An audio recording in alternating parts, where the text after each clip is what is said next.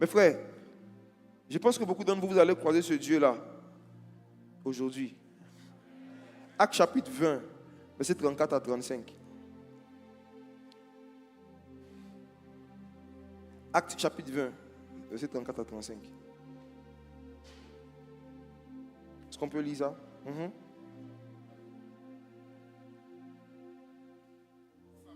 Le micro n'est pas ouvert.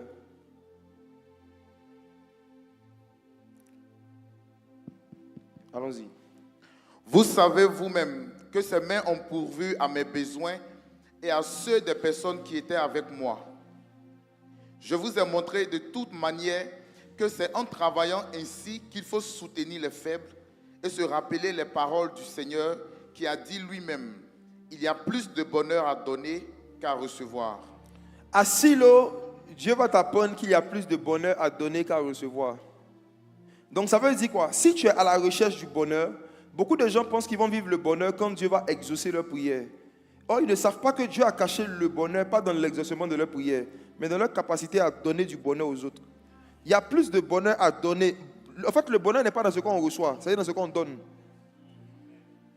Elkana vivait le bonheur malgré qu'il n'avait pas d'enfant, parce que lui, il donnait. Anne, là, elle ne donnait rien, c'est à elle qu'on donnait toutes les viandes. Elle-même, elle ne donnait rien. En fait, regardez son comportement. Hein. Elle reçoit des viandes, elle reçoit des encouragements, des paroles d'encouragement, et puis c'est elle qui pleure encore. Elle était tellement concentrée sur son problème qu'elle ne donnait rien à personne. Et même Dieu, quand il vient vers lui, c'est juste pour donner ses larmes. Mes frères, c'est comme ça malheureusement que beaucoup de chrétiens sont dans les églises. Ils sont tellement concentrés sur leurs problèmes qu'ils ne savent même pas qu'il y a plus de bonheur à donner qu'à recevoir. Ce verset veut dire quoi? C'est l'apôtre Paul qui est en train de parler. Il s'apprête à quitter une ville et il réunit les plus anciens disciples. Et puis il leur explique que pendant que j'étais au milieu de vous, mes mains ont travaillé non seulement pour répondre à mes besoins, mais aux besoins de ceux qui sont avec moi. Mes frères et sœurs, en semaine, j'aurai le temps de vous en parler. Mais la raison profonde qui justifie la lenteur avec laquelle beaucoup d'enfants de Dieu grimpent les échelons socialement, professionnellement, c'est parce qu'ils travaillent pour répondre à leurs besoins. C'est tout. Beaucoup ne travaillent pas dans l'intention de subvenir aux besoins de ceux qui sont avec eux. Beaucoup travaillent par rapport à leurs besoins à eux. Donc Dieu n'a pas beaucoup de motifs de leur donner beaucoup plus d'entrée.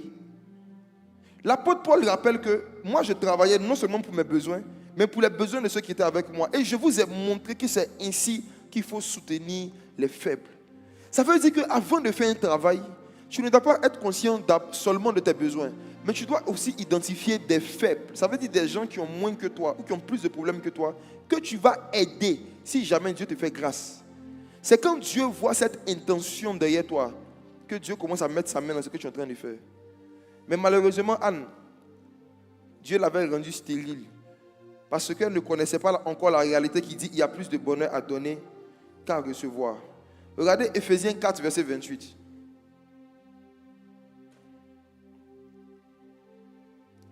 Que celui qui dérobait ne dérobe plus. Que celui qui volait ne vole plus. Qu'est-ce qu'il doit faire? Mais plutôt qu'il travaille en faisant de ses mains ce qui est bien, pour avoir de quoi donner à celui qui est dans le besoin. Est-ce que vous voyez que même le voleur, on ne dit pas qu'il doit arrêter de voler et travailler pour répondre à ses besoins.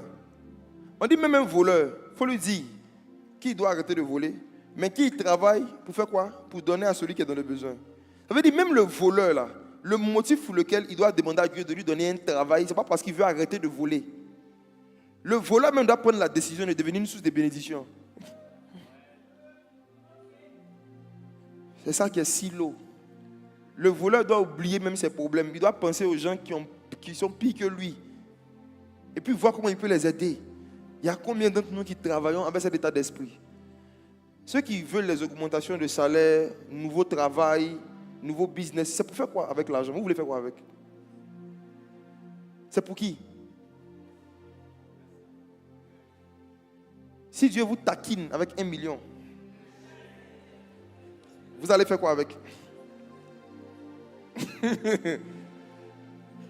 C'est quoi? Est-ce que vos projets sont orientés vous? Ou bien c'est orienté Dieu et les autres? Regardons la suite. Verset 7.